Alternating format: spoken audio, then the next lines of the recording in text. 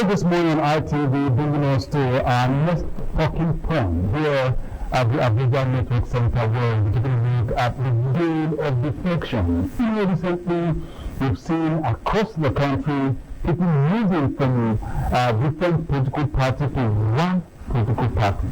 It's not as if it's zigzagging, but it is a movement from different political parties to just one. What is special with that particular political party that we are moving into? And we also knew that election is once in 4 years, and before the election, the electoral umpire will usually provide a timetable for picking of forms, timetable for election campaign and all of that. But we have seen that barely 2 years into the current administration, that we've seen different kinds of campaign. So that's what we'll be looking at in the course of the discussion for today. Is it a new form of political movement? Should it be sustained? What can be done to tackle some kind of campaigns before the electoral umpire provides the timetable? So quickly, we'll be doing this with two gentlemen via Zoom. We have Chinedu, the National Chairman, National Rescue Motive, and Zoom. A very good morning to you. Good morning. Confirm you can hear me. Very good morning. Good morning. Confirm you can hear me. All right, Mr. Ogu, you can hear me. Let me get your opening remark concerning the wave of defection from different political party into the ruling party, the APC.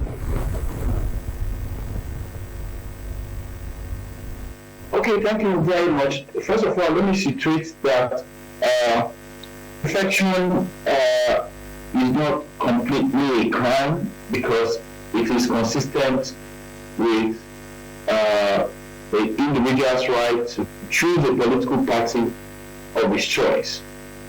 And again, historically, you notice that before every election in the past, you have this level of defection of people moving from their own political party together. I had said to you that there's nothing wrong with defection because it is an exercise of one's right to choose the political party you belong. So I can move from one party I belong to another party.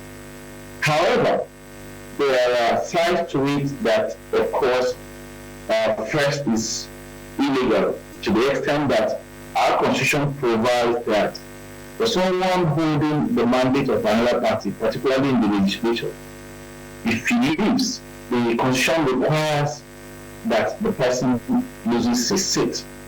Have we tried it here to confirm whether we can put that law to test? A few efforts have been made, but we have not been able to determine any case where someone will have to lose the seat because he left his party. Where I have always complained that there's a concern is there's a provision for the legislature that leaves, there's none for the executive, and which is why you find persons move the way they do. For me, I have always posited two factors. One is the legal one and the other one is the moral one.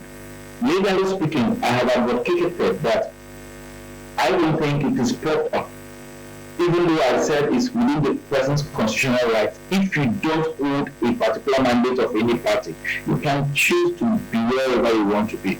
But if there's a mandate that has been given to you by another political party, if you notice during our elections, you don't find in the ballot paper the name of any candidate.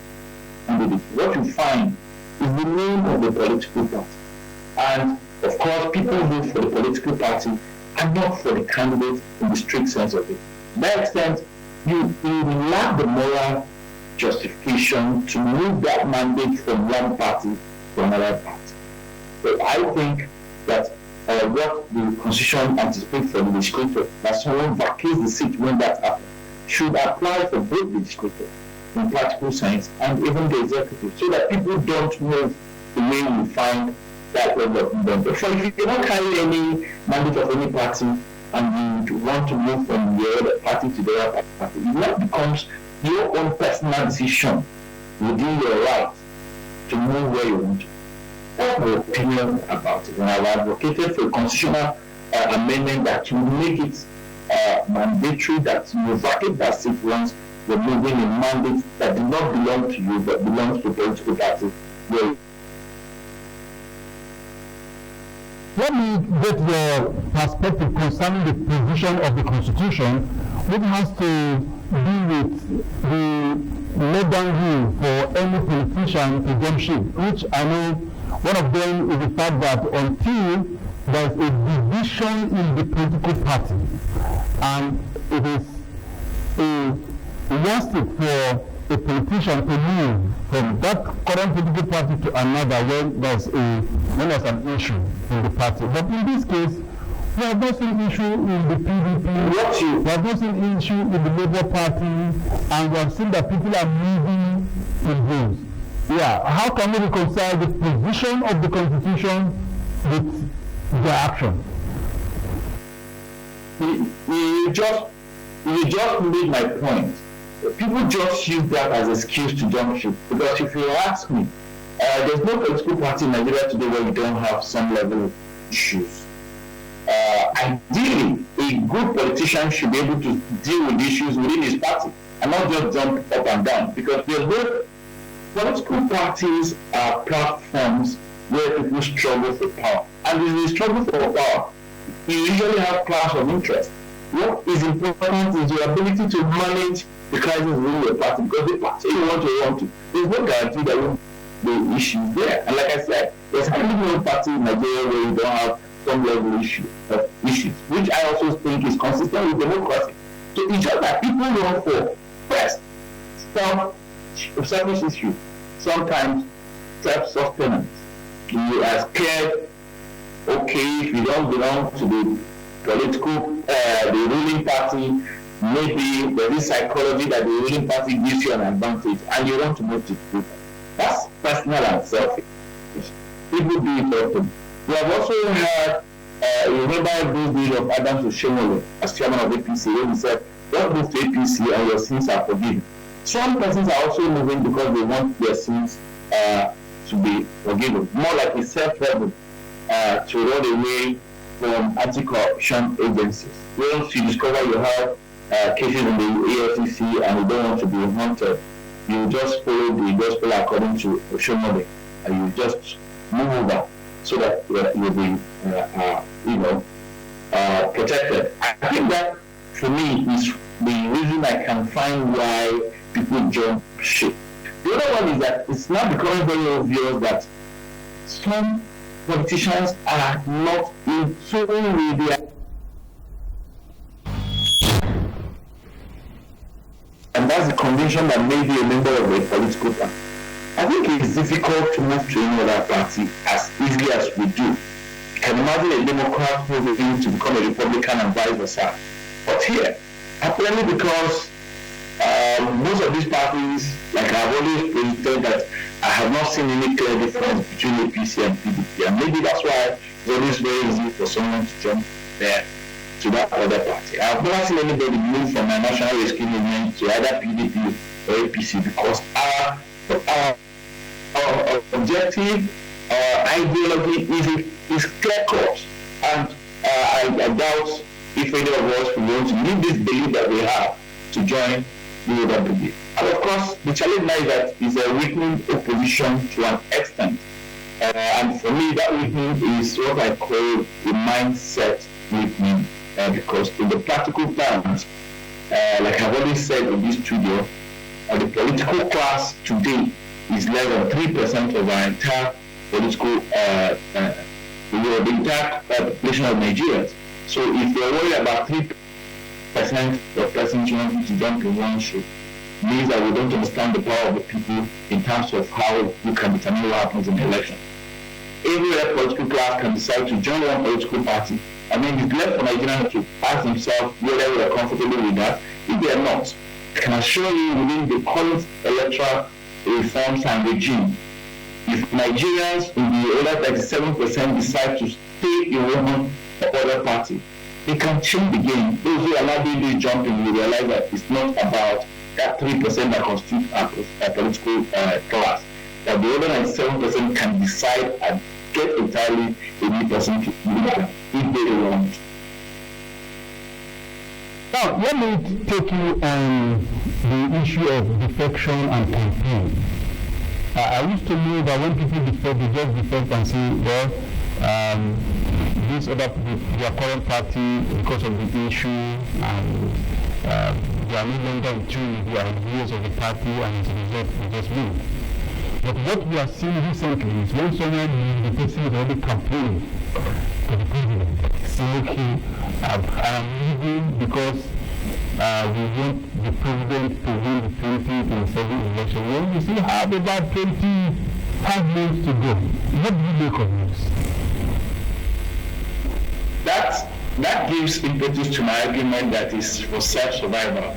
It is not based on any serious conviction. People want to hear where the action is. Tendency that you have access within the ruling party. So people want to be part of sharing of the national cake. Otherwise, I don't see how persons can wake up in the morning and enjoy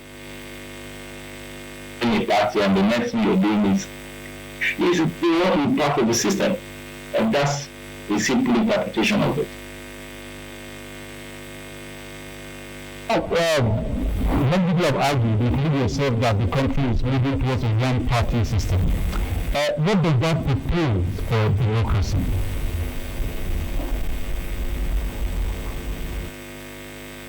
Of course, those who give to us, the founding fathers of the democracy that give to us multi-party system, know that that is the only way you can promote democracy. When people have a choice between left or right, when people have a choice between what one party provides and the other.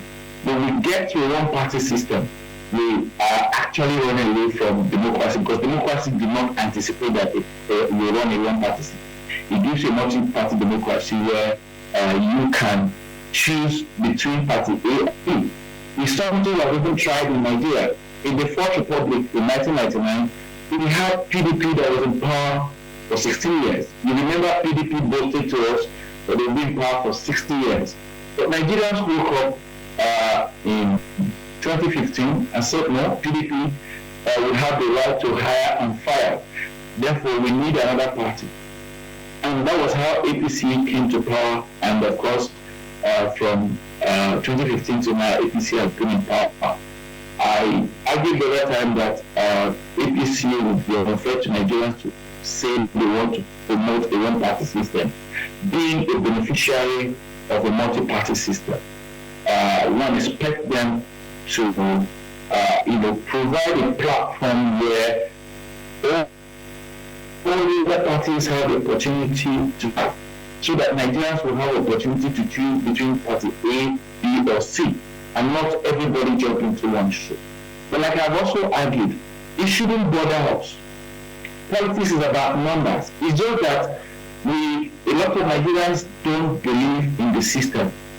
But I want to use the opportunity to tell Nigerians that our electoral system is consistently improving. Anyone who has a history of what our election used to be, from the period of Jega, when the card reader was introduced, it reduced to a very large extent the kind of criminality we used to have in our electoral system. Yes, it has its issues with what they call the incident form that decided or rather took away the advantage of the card reader. But under Mahmoud revolutionized it with the beavers. The beavers will not allow you to chew up all those numbers that we used to see. Nigerians kept thinking that the last election was not a successful election because of the glitches. But for me, who followed that process, I want to tell you that that was the best election we've had in this country. Yes, we may not have met all the expectations because of the last minute glitch. But don't forget, let us even use the person who turned out to become the beneficiary of that election, His Excellency Alhaji Bola Tinubu. He lost Lagos State. That is a state that everyone believes he has all control. He lost that state. The vice president of the PDP candidate, His Excellency Governor of Delta State, lost in Delta State. And in so many other places, there were Okada riders who won positions in the House of Reps. There were sitting governors who lost their senatorial seats. That showed that that system is working. So I'm encouraging Nigerians to have faith. Yes, we will continue to refine and reform our electoral process. But Nigerians must have faith in the system. That something failed yesterday is not a guarantee to fail tomorrow. It lacks logic. I believe that with the constant electoral reforms, which Nigerians should continue to seek, continue to pursue, we will get to a day where all our votes will count. I can assure you today, our vote counts to a very large extent. And I've argued, if votes don't count in Nigeria, politicians won't be buying it. You hear every day vote buying. Why do politicians buy vote? They buy vote because it counts. If it don't count, nobody will buy vote. So, I plead with Nigerians not to get worried about how many parties, how many governors move in one political party. Their members, their family and friends constitute less than 3% of our population. So the voting population of Nigeria can decide to follow my party, and our party seeks to rescue Nigeria. The National Rescue Movement. It's not just a party, it's the movement of Nigerians seeking to rescue Nigeria. Join us. We can now move to a credible Nigerian all of us believe in, and the 97% can vote for NRM. And so the next time the political class will know that we are now aware. You can no longer take us for a ride. We're due for a break. When we come back, we'll continue on the subject matter.